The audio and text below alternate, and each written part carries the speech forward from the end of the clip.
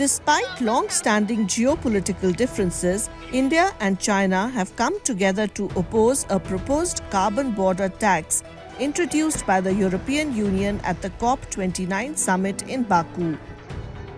The tax aims to impose levies on imported goods like steel, cement and aluminium with the goal of ensuring fair competition for EU-produced goods while cutting emissions.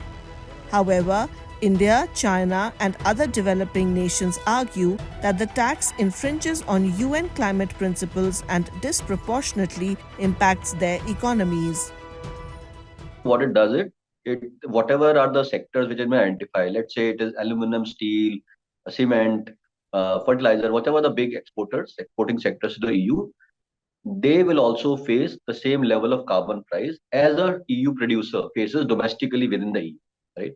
Now, this whole process is called carbon border adjustment mechanism, and that's why even if you look at the the name of the mechanism, it is carbon border adjustment mechanism. The COP29 Summit provides a crucial platform to discuss pressing climate issues, including the need for financial support for developing countries. India and China have highlighted the principle of common but differentiated responsibilities, asserting that unilateral actions like the carbon border tax hinder global cooperation on climate goals.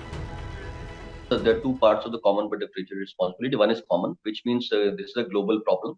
That means all of us are impacted by it. All the countries and all the citizens of the world are impacted by it, and all of us have to work towards solving the problem together in a cooperative manner. So that's the common part of it. The differentiated part is very important. The differentiated part is because we have different capabilities. Capabilities means, let's say US and Europe are a lot more rich, very high per capita incomes. They're also got a lot of investment in innovation, technology development, those kinds of things. So they have different capabilities as compared to developing nations and even a much lower income nations like the African nations. At COP29, the lack of climate finance emerged as a key issue, with developing nations facing the severe economic and social impacts of climate change. While the EU defends the carbon border tax as a necessary step for controlling emissions, critics argue that such measures damage international trust and threaten global progress towards a sustainable future.